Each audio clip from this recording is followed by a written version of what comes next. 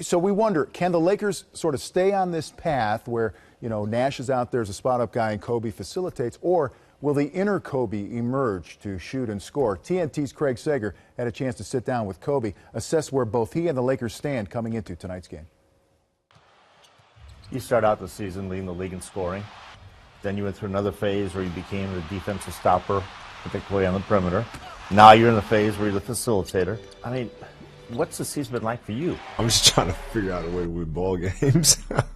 Just trying to find whatever it is for us on a nightly basis to try to win games, and it's been a challenge. Some of my peers have been, fortunate to be playing with the same group of guys for the majority of their careers, and so there's always been that understanding of how to play together.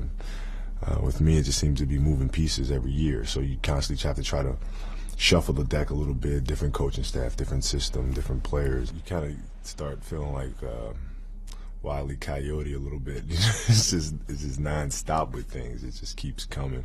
But you just have to regroup, reconcept, re-strategize, and try to keep this thing rolling. Bryant goes to work. Bryant the drive. Oh! We've been very selective with how we run and how we pace the game. And I think we've been able to hold teams in. I think we struggle when we just try to get into a scoring contest with teams or try to run up and down with teams. I think then we suffer a little bit. Seems like Dwight Howard, over the years I've known him, wants everybody to like him.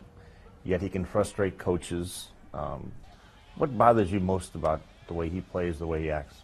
I don't think there's anything that bothers me. I think it's fine. Everybody kind of wants to be liked. It's just, it's human nature. I don't want to say there's anything that bothers me. I think, what I try to tell him is, there's another level that you can even get to in terms of how to move your teammates and get everybody playing with a certain amount of edge, which is, it's just a learning process.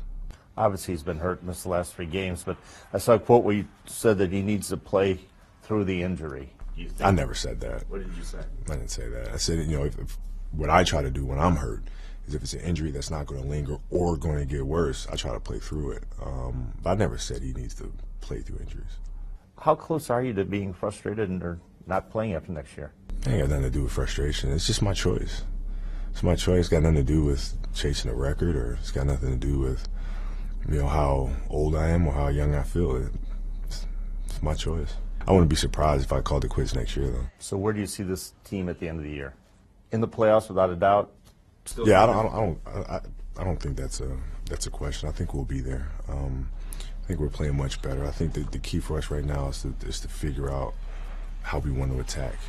Now that we lost Powell, Powell is a really, really big piece to our team. So that's a really big blow to us. So we just have to reconcept a little bit and figure it out. But we're capable of doing it. So if you make the playoffs, can you contend for a championship? Well, I put it to you this way: if we make the playoffs, we're gonna make a lot of people nervous.